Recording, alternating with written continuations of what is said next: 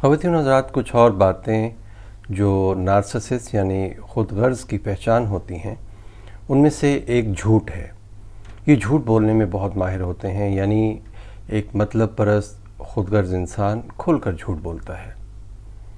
Narcissist दरअसल आपको खालीपन का एहसास देने में माहिर होता है। आप अपने आप पर एतमाद करना भी छोड़ सकते हैं अगर आप उसकी बातों पर यकीन करें। फिर नार्सिसिस्ट आपके साथ हेरा फेरी और आपको धोखा देने से भी कभी बाज नहीं आएगा। वो चाहे आपके साथ लफ्ज़ी खेल खेले, बातों को तोड़ मरोड़ कर आपके सामने पेश करे, या आपकी शख्सियत का इनकार करे, या फिर आपसे बातचीत बंद करके आपको अज़ियत दे। वो अपने तर्ज़ अमल को बदलने को कभी भी तैयार नहीं होगा, क्योंकि वो ख़ुद पसंदी और ख़ुद परस्ती की एक ऐसी दलदल में गिरा होता है कि उसे अपने सिवा कोई और इंसान नज़र नहीं आता है। वो सिर्फ़ अपने आप को इज़्ज़त, मोहब्बत और तकब्बर का वारिस समझता है। दूसरों की इज़्ज़त और कदर उसके लिए कोई मानी नहीं रखती, और ना ही वो इस बात को खातिर में लाता है कि आप एक बेहतरीन इंसान हैं। लेकिन आप जो कुछ भी कर लें, आप उसकी नज़र में बदतरीन ही रहेंगे। अक्सर मुस्तक़बिल के लिए वो आपके साथ बड़े बड़े प्लान भी बनाता नज़र आएगा। मिसाल के तौर पर दूसरे मुल्कों में जाकर आपके साथ रहने के प्लान बनाएगा, आपसे हर किस्म की चीज़ों का वादा भी करेगा। लेकिन याद रखिए कि वो एक वादा खिलाफ इंसान होगा। वो इन बातों पर कभी अमल नहीं करेगा। एक्सट्रीम मोमेंट्स में वो आपकी बर्दाश्त की हद को इस तरह भी आजमाएगा कि आखिर आप बर्न आउट हो जाएंगे या फट पड़ेंगे। और फिर जब आप इस तरह का रद्द अमल दिखाते हैं तो वो आपको इल्ज़ाम देता है कि देखा, तुम तो थे ही ऐसे।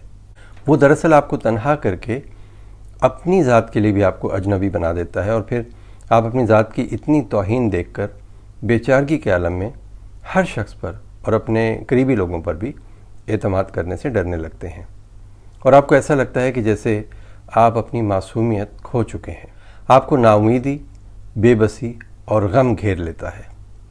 ख़ुद पसंद और मतलब परस्त इंसान आपको ज़हनी, जज्बाती और जिस्मानी तौर पर बिल्कुल थका देता है। वो आपको हर वक्त सर्वाइवल के मोड में रखता है, जैसे बस आप हर वक्त अपनी बका की जंग लड़ रहे हों। खुशी आपसे दूर हो जाती है और आप सेहतमंद तरीके से ज़िंदगी नहीं गुजार पाते। नार्सिसिस्ट का फैलाया हुआ जहर, उसकी बदतमीज़ियाँ, बदलिहाजियाँ, बदसलूकियाँ, उसकी पहुँचाई हुई हर तकलीफ़ आपको हर वक्त अफसरदा और बेचैन रखती है। और आखिर में नार्सिसिस्ट इल्ज़ाम भी आप पर ही लगाता है, यानी वो बड़ी खूबसूरती से मिलने जुलने वालों को या जो आपके मुश्तरका दोस्त हैं उनको आपके ख़िलाफ़ भड़का देता है, और फिर आखिर में विक्टिम प्ले करता है, यानी मज़लूम बनकर सारा इल्ज़ाम आपको देता है। वो कभी आपको नफ्सियाती मरीज़ बताएगा, कभी आपके किरदार पर हमले करेगा, आपके मुतल्लिक बात भी करेगा तो बुरे अलक़ाब से, बदज़ुबानी से या गाली से आपका ज़िक्र करेगा, और आप सोचेंगे कि ये वो शख्स था जिसकी बका, जिसकी ज़िंदगी के लिए आपने अपना तन मन धन उस पर निछावर कर दिया था।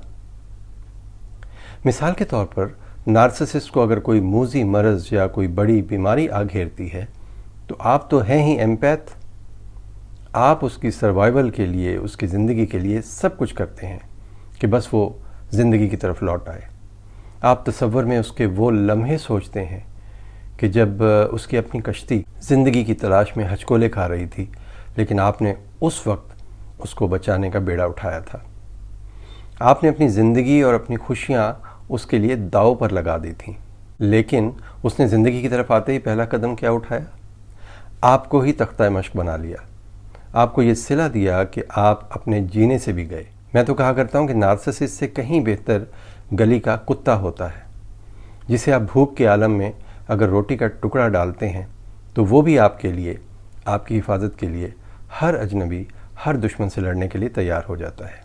वफ़ादारी और मोहब्बत अगर सीखे तो इंसान इस कुत्ते से ही सीख ले। या फिर नार्सिसिस्ट की मिसाल एक मूज़ी सांप जैसी है, जिसे आप सर्दी में ठिठरा हुआ देखेंगे और उठाकर अगर घर ले आएंगे और इसे आग के पास रखेंगे ताकि वो मुंजमद मौत से ज़िंदगी की हरारत की तरफ आ जाए, तो ऐसे सांप ज़िंदगी की तरफ आते ही सबसे पहले आपको डसते हैं। वो बहुत प्यारा कॉल है कि जिस पर एहसान करो इसके शर से बचो।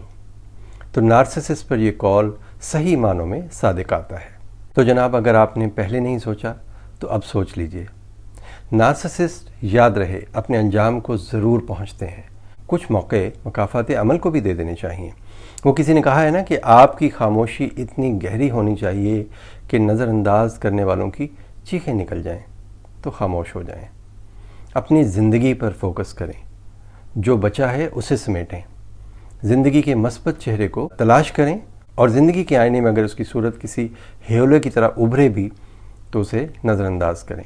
یہی بات آپ کی بقا اور آئندہ زندگی کے راستوں کا تعین کرے گی۔